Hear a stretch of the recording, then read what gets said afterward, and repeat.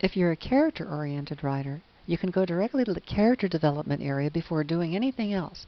Simply click here and it opens the character window. You can create a character by clicking on this tile, assign them a particular icon, give them a name, describe them a little bit, and then add them to your cast list.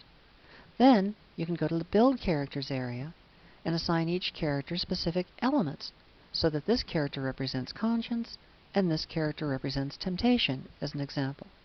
You can also see how the characters relate one to another over here.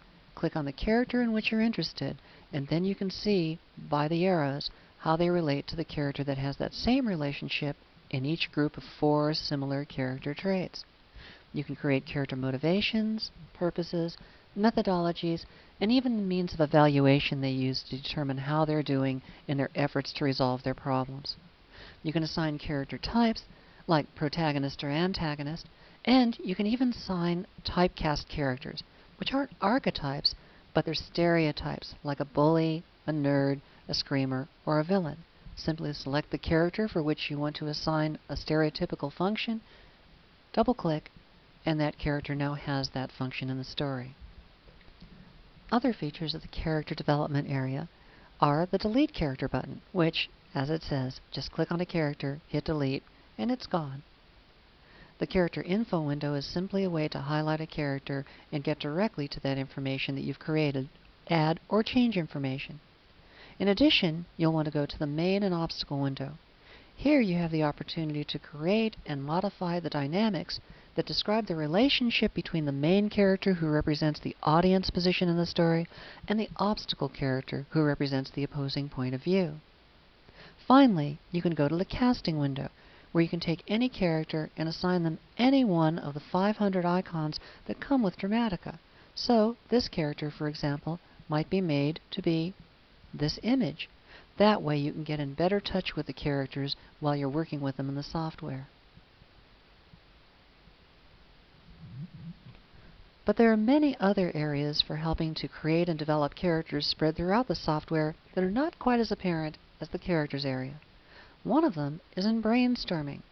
Here you can select the character generator, and when you do, you have the opportunity to have Dramatica automatically create characters. You can also adjust the parameters that give you a little bit more or less manual control of the process. When you're ready, all you need to do is hit the Generate button, and as many times as you hit it, you'll be creating different sets of characters until you find one that you like. When you do, simply hit OK, and those characters are now added to your story, which you can verify by going to the Characters area and seeing all of them listed here. And since we assigned automatically character elements, they also already appear in the Build Characters area as well. The Story Engine also has a lot of tools for story creation and development. Here, you'll have the opportunity to create the main character's dynamics. These will be the forces that drive, change, and evolve your main character over the course of the story. For example, does your main character change like Scrooge in A Christmas Carol, or remain steadfast like Dr. Richard Kimball in The Fugitive? Does your main character grow by stopping something that they have been doing, or starting something they haven't been doing? Is your main character's approach to problem solving as a doer who likes to try and solve the problem externally, or a beer who tries to solve it internally? And finally, is your main character's mental sex linear, male, or holistic, female? These 4 questions will determine an awful lot about how your main character works in your story. In addition, the whole bottom section lists a number of aspects of your main character's thematic issues: the problem that drives your main character, the solution to that problem, the focus that the main character fixates on over the course of the story, the main character's unique ability that makes them uniquely able to resolve the story's problems if they make the right decision in terms of changing or remaining steadfast. All of these questions go right into the heart of the story engine that drives all of the different features in Dramatica. And in this way, you can make sure that the characters are the driving force to determine what your structure will come out like. In the query system, you can choose among a number of different question trees that pertain to all aspects of story structuring and storytelling. If you're interested primarily in character, you can click on Story Forming Character, which will help you create the underlying dramatic structure of your characters in your story. Story encoding will allow you to illustrate or develop story points pertaining to the character. And story weaving helps you determine how to unfold information about your characters through an exposition plan. In the Story Points area, you have a complete list of all of the story points that Dramatica tracks, including a number that pertain to your main and your obstacle character and the relationship between them. Here you can go directly to those story points simply by selecting the item out of the menu. Main character, for example. Now, scrolling down the list, you find a number of story points in which you might be interested as a character-oriented author. If you're also a structuralist, you will have already created a structure elsewhere in the software, and the structural items will appear in this column.